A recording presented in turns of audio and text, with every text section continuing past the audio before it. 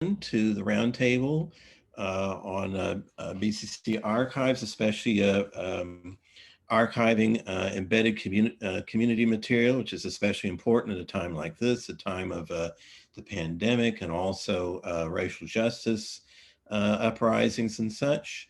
And I'd like to introduce our three participants right here, starting with Professor Cynthia Tobar, who is the head of the archives at Bronx Community College, where she creates captivating socially engaged art programming and leads community-based archiving and storytelling projects.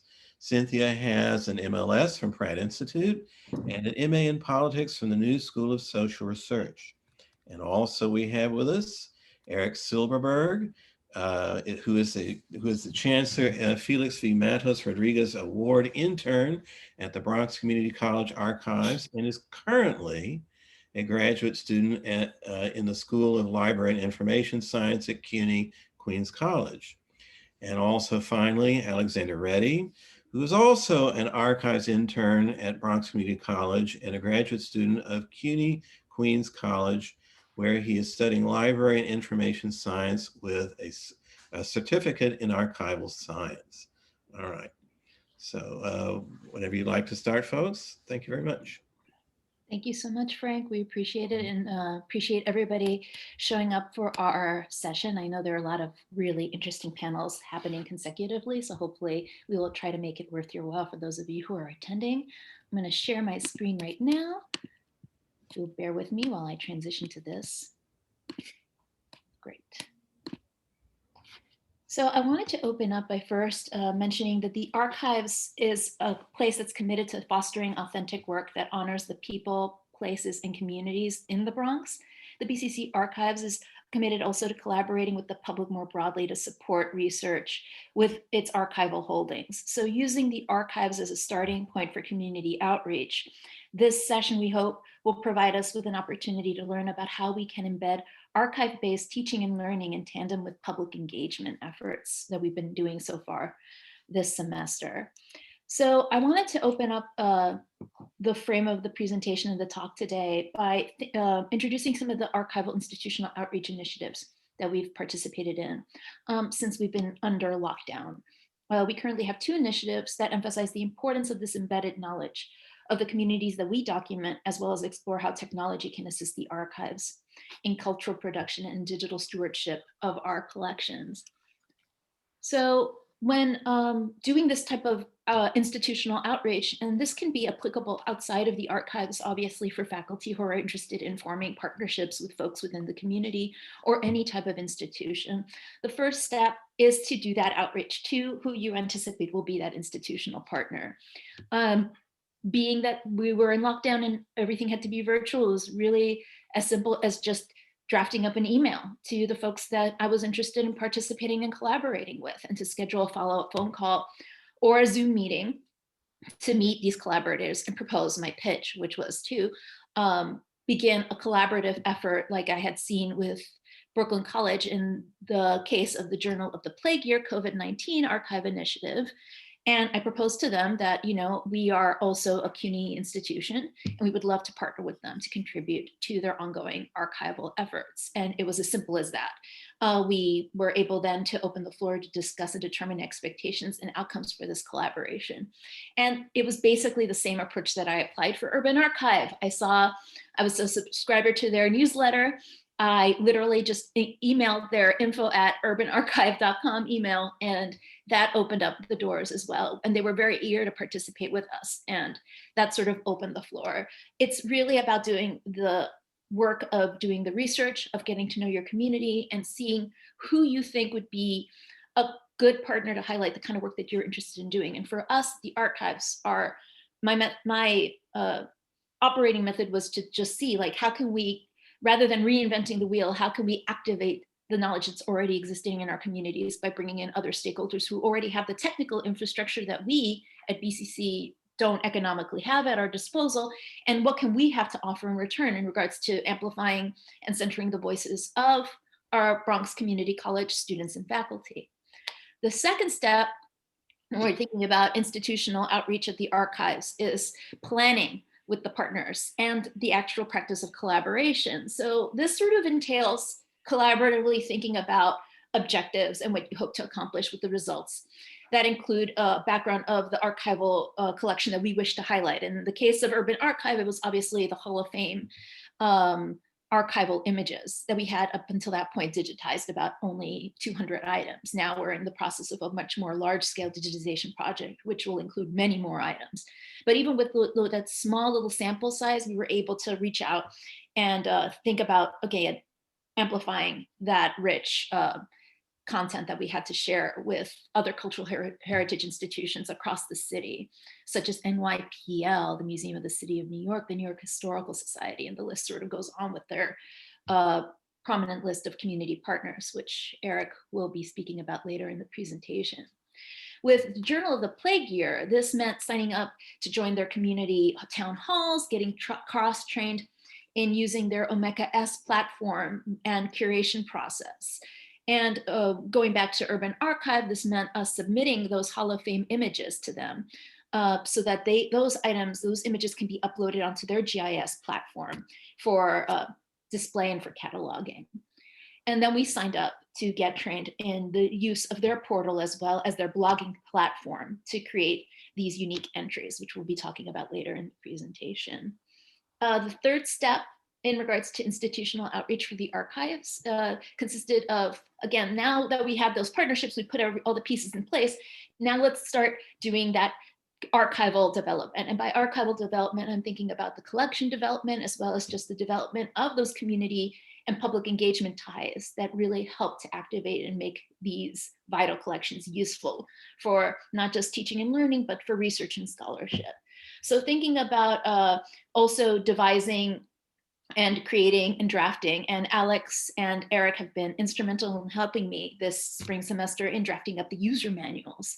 Not only for in-house archival staff in regards to the technical issues that we will be facing in implementing and uploading all these submissions, but also to make a user-friendly version for faculty and students so that anyone can participate in these initiatives and upload their submissions seamlessly. So we began also with a public call early in the semester in January and then also in April for getting faculty and student submissions into these platforms. And currently we are drafting best practices for assisting with those submissions for those two platforms, which I will now cede the floor over after I'm done talking about student learning objectives to Alex, who will start us off on the Journal of the Plague Year. He'll talk a little bit more in detail about that. But before I pass it off to Alex, I did want to mention about the student learning incomes again, sort of thinking about how we link this to the values and the mission of BCC, right? Thinking about primary source-based research and activities that help develop students' historical thinking skills, and how these platforms and these initiatives will help students who get to work with these platforms to learn information literacy skills, such as evaluating important selected information for their own knowledge base and value system. So again, sort of teaching them to think critically. As well as helping them to understand the many social issues that arise from this information that not only is being collected for them, but is being collected by them.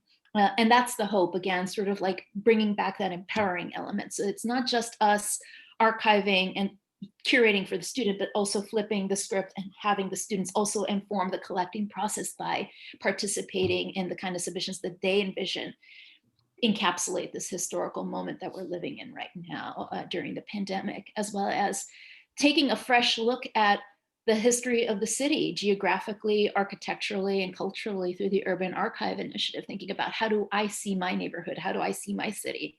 And we're hoping that these platforms can help spark some more of that engagement with the materials as well as with the teaching and learning topics that they would encounter throughout that process. So now I'm going to hand it over to Alex.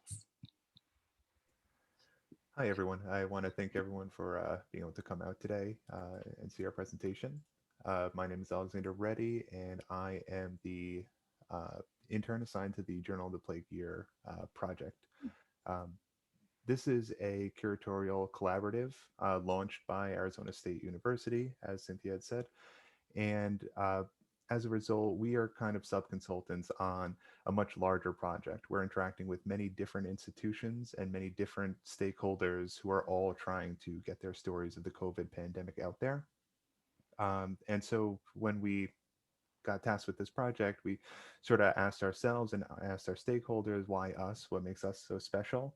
And what it comes down to is that, like, with a worldwide pandemic, everyone's individual story on the matter means something. It means something to historians. It means something to teachers hoping to educate uh, the younger generations about what had happened in the year 2020 through 2021. And it matters just to the people who experienced it, to have their stories relayed and to show the world that they matter, that their voice and their situation and how it's been impacted matters on this global scale. For BCC significantly, why we matter, and not to sound conceited, is like New York is an incredibly diverse city, and I think that our perspective on the matter, it it rings a lot more. Well, I guess it's much more inclusive to just say that, look at the Bronx, look at Queens, look at Manhattan. Um, Millions of people live in the city, 10 million, and they all have their own stories and they all have different experiences and they all come from different backgrounds. To have these historically marginalized communities looked over for something that's already killed in excess of 500,000, like half a million Americans, um, I think that would be a crime. Just like in any situation where people have been neglected, like everyone on Earth has a story to share, and we have the platform for which to broadcast it. As I said before, many institutions are working on this. This map, it shows you not just the collecting institutions, but the individual donors, where they herald from, what their works are meant to document. Like this could be someone in Queens doing something like a painting about Paris, and so people are just throwing their their uh, their blips on this map from all over. Um, who are our stakeholders? We want this project, Journal of the Plague Year, to pertain specifically to Bronx Community College. We already have like Brooklyn College working on this. They have their own stance in the archive, so we don't necessarily want. Well, we want the message to be broadcast. We don't want submissions to go that far. We want to kind of make everyone, alert everyone in the community uh, to the potential possibility for them to upload their documents to our archives, but we don't really want people from all over to contribute. We would just want to focus on the Bronx, really. Um, what we have in our archives runs the gamut between like photographs to paintings to personal tales to oral histories. We already have a diverse range of submissions, and we're accepting many more. So you can tell your friends and family, anyone associated with the Bronx Community College community. If you saw like a very like we had a sticker donated once, and that was like it was just a Statue of Liberty COVID sticker that someone had cited in the street. You don't have to be the creator. If it inspires you, if it inspires your story and you want to describe how it's affected you, you can contribute this image that you've come across. It could be a meme, it could be a video, a news clip, or it could be something that you yourself have produced. Currently, we have around 10 items in the archive, and we're hoping for much, much more. Like hopefully like one donation for every person at the college. But what we have so far is very indicative of how it's affected people. These are sad stories to encouraging stories, everything that that people use to kind of process this time. So the way that you specifically can get involved, because you are members of the Bronx Community College community, you can donate and you can encourage your students to donate. For anyone who's interested, we will provide links to the submission portal and our landing page so that you can access and share this information. If you know someone who's not associated with the college in any way, then you can still tell them about this. You can tell CUNY forums and like any other like message board that you can promote this information about our archive, because not only do we need contributors, we need people, we need eyes on this, and we need this to be promoted and for our endeavor to reach the worldwide scale that we're attempting to facilitate. And with that, I want to yield the floor to Eric. for Urban Archive. Thank you, Alex. Hi, everyone. Afternoon. How's everyone doing? So the title of this session talks about embedded history. And I think that looking at the project that we've set up with Urban Archive, in a way is addressing just that on two levels. You know, the first level, the embedded history, we can think of the stories that are below the surface of the archival holdings at BCC, as well as the connections that exist between the items in the BCC collections and collections around the city. So I'd like to talk a little bit about what we've been doing in the project and where we're going with this project. So as Cynthia mentioned at the beginning of the talk, she had reached out to Urban Archive to begin with to see if the photo collection pertaining to the Hall of Fame of Great Americans could be placed on their website. And when I finish talking about what we've done and sort of the goals we have for the future, I'd like to take a minute to show you what the BCC collection looks like on Urban Archive. So the idea for participating with Urban Archive is it serves as a public forum for BCC students and faculty to share their research or their stories about the BCC photo collection in a public forum. So I think that really the strength of this partnership has been to get some of the items that are in the BCC archives out and available to the public in a not entirely academic context. It's in a more popular, more consumable format. So, you know, anyone with an interest in history can take a look at these items. And it's also an opportunity for the BCC to contribute to ongoing documentation of Bronx history through what's contained in the Hall of Fame photos. So what we've accomplished so far is that the collection of the Hall of Fame is publicly available. We've had high traffic to posts by Dr. Artunio and Dr. Valno's posts, and I'll talk about their posts in a moment. But they especially, I think, demonstrate this idea of embedded history. And posts that we've created about the Hall of Fame and Hall of Fame history have connected to other institutions' collections around the city, which is something that Cynthia mentioned at the top of the presentation.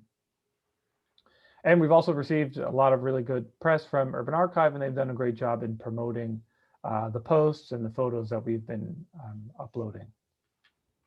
And what we hope for in the future going forward is increased student participation, to have students use these photos either independently or as part of a course to put their own research online, because, as I mentioned, it's a popular forum to discuss history.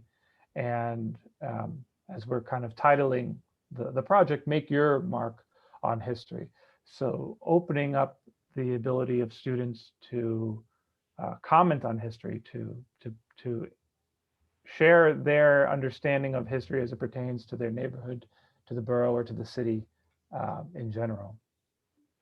So I'd like to right now show you a little bit about what we've been doing on Urban Archive, and especially the two posts from Professors Ortuño and Valnoy.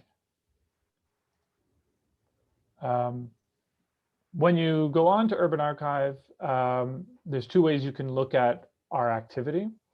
Just generally, if you've never used the platform before, it essentially looks like Google Maps, and everywhere you see a purple swatch is an area that's interactive, and you can click on it to access the photos and stories that are connected to that location. So if we click on the campus, you can see the stories and the photos that are associated with that location. So when we talked about the embedded history, the history below the surface, part of what Cynthia entrusted me to do was to translate a lot of the great research that's already been done about the Hall of Fame and put it in a more popular, accessible context. And so if you're not familiar with the bust of Booker T. Washington, there's been a lot of interesting research about the sculptor Richmond Barthé. And this post was received a lot of traffic on the site. And it goes to show that below the surface of the Booker T. Washington bust is a whole history about this artist whose work is in the National Portrait Gallery and at different universities around the country. But his name is not as well known as it was in his day in the 1920s and 30s when he was a celebrity artist. We've also documented the history of the Hall of Fame, which ties into the history of New York University, CUNY, the city throughout the 70s. So you can see when I click on it on the map that several different sites around the city are connected to one story, which is about the formation of the Hall of Fame. And when you have time after the presentation, you can see that it's a combination of text that I adapted from other research, photos from the BCC collection, from New York Historical Society, Columbia University, to create a narrative that combines different researchers, different institution repository of photos, and BCC has been combined into that kind of fabric to tell this story. As a result, also, this is creating links among the different institutions. So someone that's reviewing the photos, let's say in Columbia University's collection, would find that one of their photos was used in a post that we created. And so that would direct users, if they choose to then follow up and learn more about the BCC collection, and vice versa. Students using the BCC collection will find links to other institutions. The other way that you can explore what we've been working on is by searching for the Bronx Community College. And our institutional page presents a whole summary of some of the images that we have online, and also these stories. So again, talking about embedded history, like stories that are inextricably linked from people and places that are part of our lives. And what Professor Ortuño did was, a member of her family was actually, if I get the backstory correct, was the groundskeeper of this site on the Upper West Side, which in the late 19th century was used as a women's or a girls' reformatory and workhouse. And so her academic interests, her personal interests, and now duties as a professor to share with the broader community her research all kind of came together in this one post, where she was able to adapt an article that she has that's going to be published in an academic article. We adapted that to a more popular tone, to a more popular context. She was able to tie together her family's history with this location, as well as tie together images from a whole range of repositories around the city, including the city of New York. And it tied into a whole story about girls' workhouses, about girls' prisons in New York in the late 19th, early 20th century, about the pipeline to corral these girls into essentially free labor camps around the city at this time period. So it proved to be an extremely powerful tool to illustrate and narrate that history. So moving forward, very happy that you're all selected to attend our conference, our chat today. And if you have any students or you yourself are interested in posting your experiences, your story, your research online, we'd be more than happy to show you how to do it. It's quite simple to post onto Urban Archive. And if you get a chance and poke around and look at images relating to your courses, relating to your research, and you find a group of images that you have something to say, or you have something to say about these photos, please, I will leave our contact information, and please get in touch with us. Thank you very much.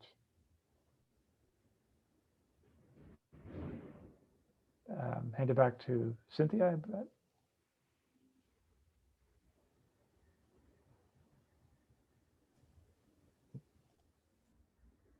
Oh, I'm unmuting myself just to make sure that we're basically on task. So just to sort of recap, thinking about like the work, and again, we've been pretty lucky this semester that we were lucky enough to get Queens College library science students such as Alex and Eric to help facilitate and help assist in the guidance of submissions for these both these platforms. So again, a shout out to Eric and Alex for all the hard work that they've been doing this semester in forming these relationships with faculty and students, as well as helping me with the setup of the guides.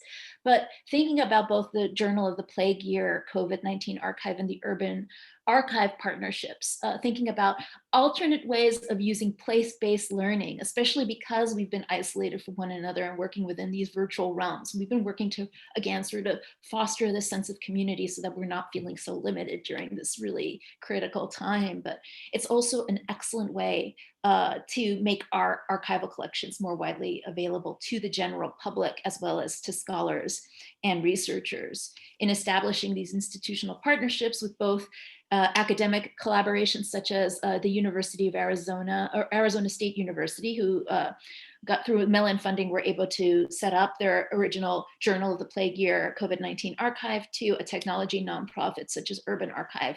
We're aspiring to facilitate the active use of these collections for classroom use as well as for personal use. And in doing so, we hope to encourage students to think about using our archival collections in a new way. So I want to set some time aside so that Eric and Alex can talk a little bit more about some of the tasks they've been assigned this semester in doing outreach for students here on the campus. And let me see if I could share that screen and let you, I'm happy to navigate for you both as you speak, if you like. Oh, sure. I can actually share my screen because I was just going to flip through the collection.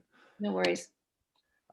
So it was very interesting when me and Eric sat down when we were first sort of pitched the scope of our meetings and exactly what we were going to accomplish with the project. A lot of documentation, a lot of outreach, trying to wrangle as many professors and students in BCC to contribute to both of these discrete and seemingly unrelated archives, but doing some thinking about the synergy between both of our work.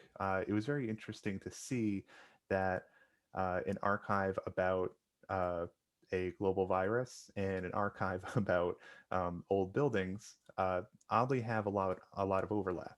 And the way they do is specifically through, as Cynthia had mentioned, just pinpointing like people's experiences, a lot of map work, but most like the core of our relationship or that synergy is public history. And it's documenting public stories and specifically trying to understand our community and to not just document it, but help it grow and help it move past and kind of understand its history. So we have with Eric's work, like a lot of Bronx Community College and how it's developed over the years. And we're seeing with Journal of the Plague Year a different kind of development, but it's still it's still as historical, even though it would technically be considered like political science, like everything in the past 10 years. It's just a very early public history, and it's still being formed, and we're still processing it. And the thing with Eric's work is it's a lot of the the nitty gritty of history, so documents, buildings, these old structures. With my work in Journal of the Plague Year, it's more of the pathos of history. It's the spirit of history, and it's the spirit of humanity as it's developing around this new obstacle. And the way it expresses it in my archive and with my outreach is I'm working people through kind of their processing of the event to inspire them to submit, but also in the description process to help contextualize how their story fits within the wider community. We have professors like, this is Professor Rodas, who gave us several like beautiful portraitures that she had painted.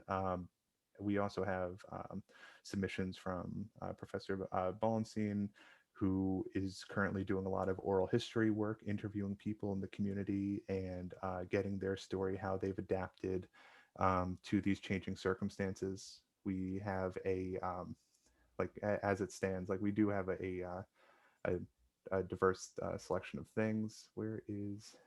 We have a very good 10-minute, if you have the time, a 10-minute kind of documentary of one professor. This is Professor Sokas and his theater workshop, how he has and his students have engaged with the past year, how they've understood these things. And all of these things all these developments are just helping us understand where like time has gone. Like you blink and it seems like just yesterday it was March 12th, 2020. We're already in 2021. Where's the year gone?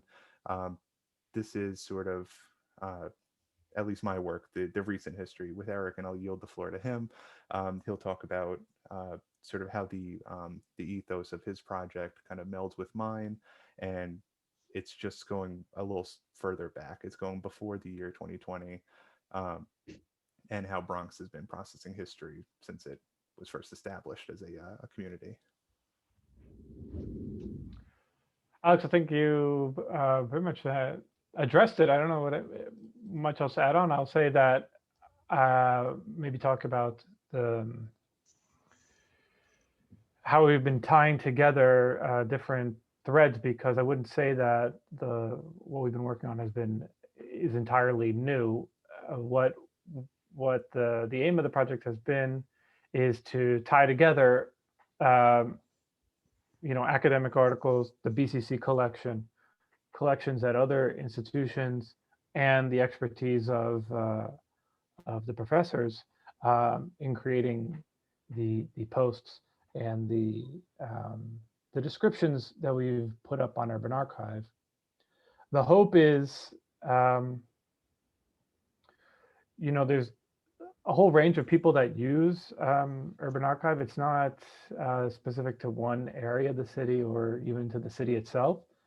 And a lot of, I guess, the community of users on Urban Archive ranges from the person who's out biking around, sees a building that they're interested in, and they look up the address on Urban Archive, to institutions that spend a good amount of time researching and producing posts and reading other posts for inspiration to put up what they have at their institution and to share it with the city at large. So I think it's really a way, kind of like an antenna for students and for faculty to broadcast what they're working on, their own take on locations, their neighborhood, the collection of BCC, and broadcasting that out beyond the borough. Yeah, and as you said, like an antenna is a perfect analogy. We are facilitators, and we want to encourage you and your students, anyone that you interact with, that you can donate to Journal of the Plague Year. You can donate to Urban Archive. You don't have to be a historian. All you have to be good at is dealing with web pages and just citing things at the bottom. With me, just cite the creator. With him, cite the MLA or APA in the proper link. But you can, like, it is much easier than you think it is. And if you are still daunted, you can work with us, email us, and we'll work with you. Throw that to Cynthia. Thank you both so much. And again, we're really, really lucky and fortunate that we've had Eric and Alex this semester helping us out. We're hoping they could stick around a little longer. And thank you both so much for all the work. And yes, it is quite simple. We've been working really to lower the barrier to entry for these sorts of digital initiatives, because despite it being almost over a year, there are still folks in our community who don't have the same level of digital fluency and access to these resources. So for me, it was very important to scale back simplify the language, not complicated jargon. Like, we really want this to be accessible to all students at all levels, as well as all faculty or all community members. So we can lower that barrier to entry, and really thinking about this not just as a useful tool. Before the pandemic, everybody was on the digital bandwagon, but now we've also experienced our frustrations and our limits within this virtual reality. So thinking about it as a useful tool for activation, but also as a placeholder until we're able to be in person again, to have those face-to-face interactions and bring back this sense of finding ways to catalyze, to activate the collections, to activate the knowledge that's embedded not just within the brilliant minds of the faculty here at BCC, but also within the students and their know-how and their knowledge and their perspectives, not just on the Hall of Fame materials or their neighborhoods, but also about their experiences within this moment, within the lockdown, and how do we choose to express it and what we choose to center. So thinking about ways of engaging in that material.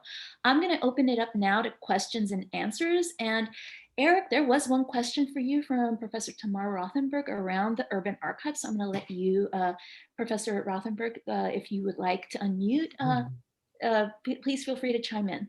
Sure. Well, I want to thank everybody for this really interesting discussion of the archives. I'm excited to go exploring in them, and I will contribute something as well. But my question is, well, so all right, so I've been clicking on the links, right, and taking a look at them. And one of the things that I clicked on was the Urban Archive map, and I was trying to move it around, and I couldn't figure out how to move it around. A very simple, practical question.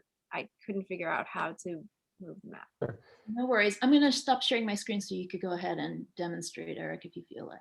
Sure. Thank you, Professor.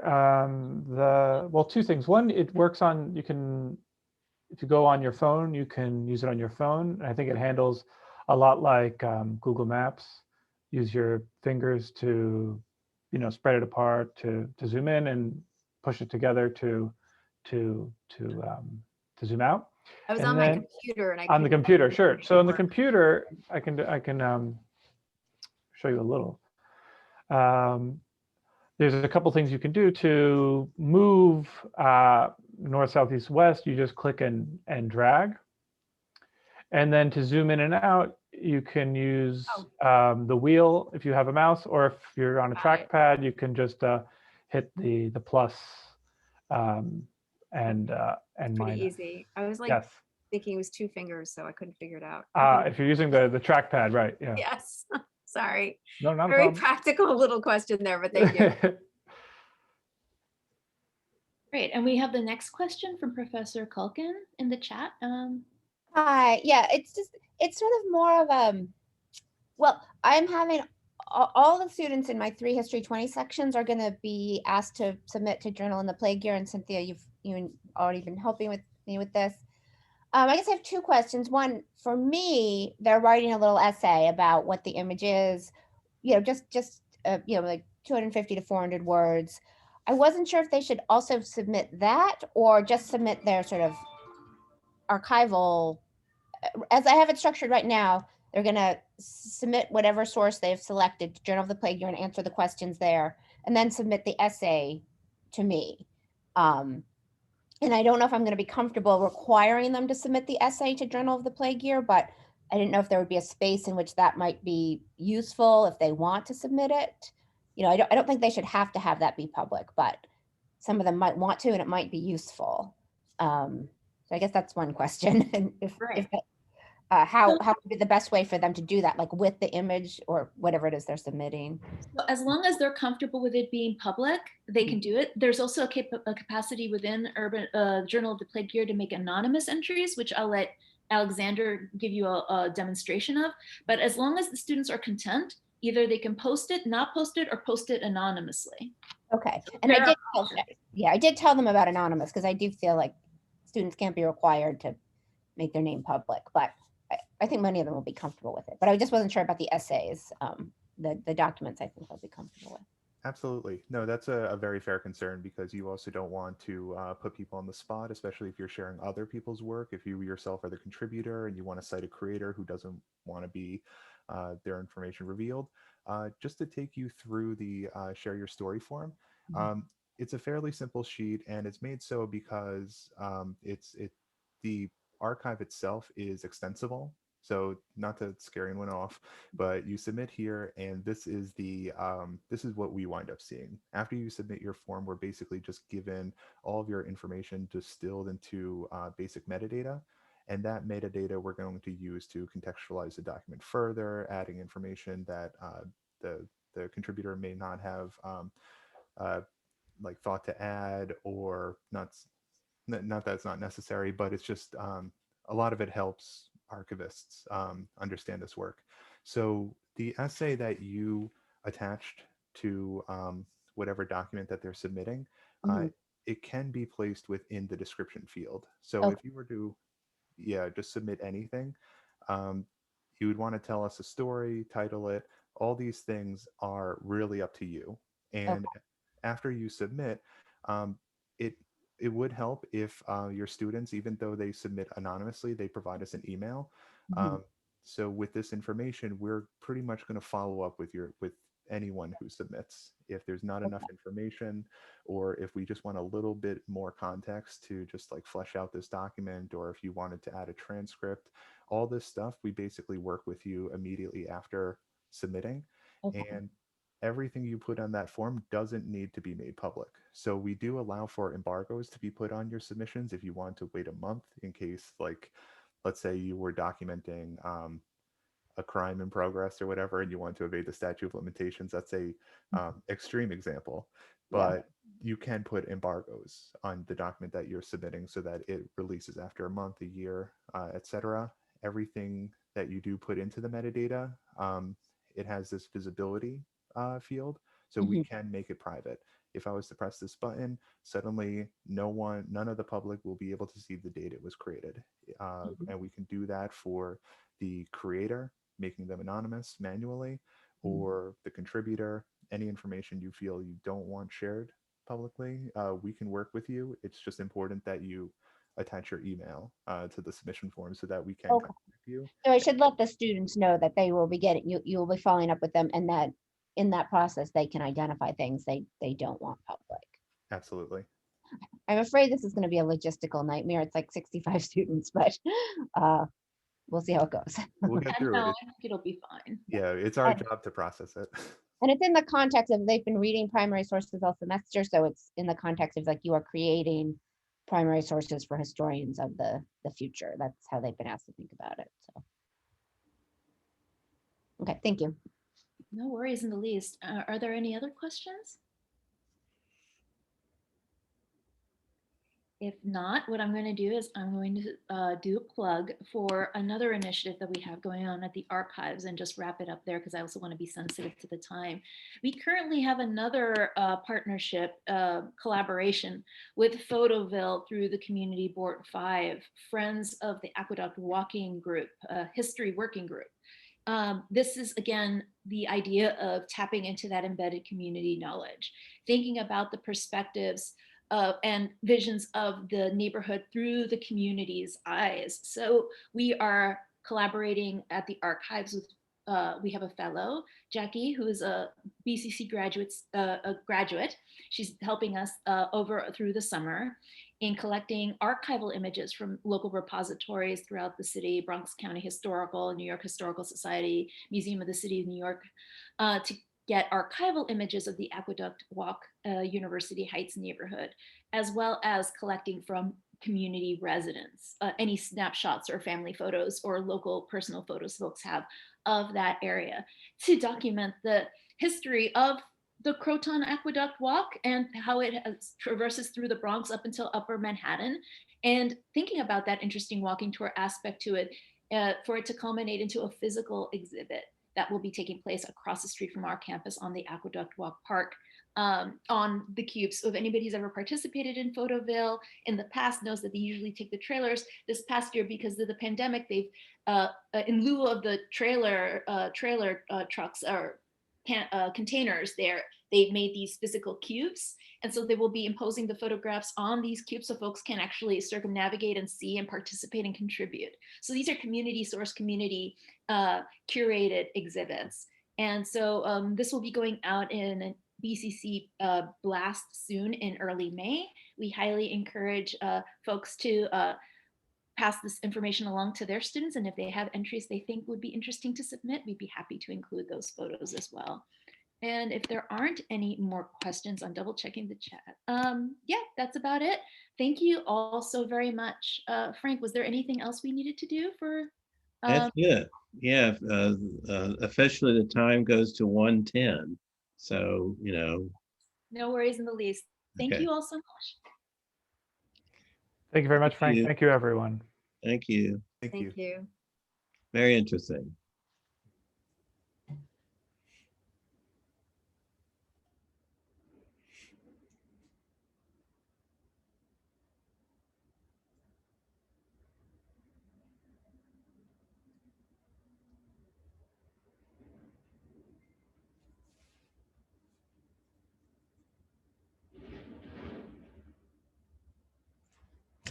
Oh, yeah. I think we can stop recording now, and tech support, whoever's doing it. Okay, no problem. I will. Thank you. Okay. Thank you so much. Yeah, no, this has been super helpful. You're welcome. Thank you.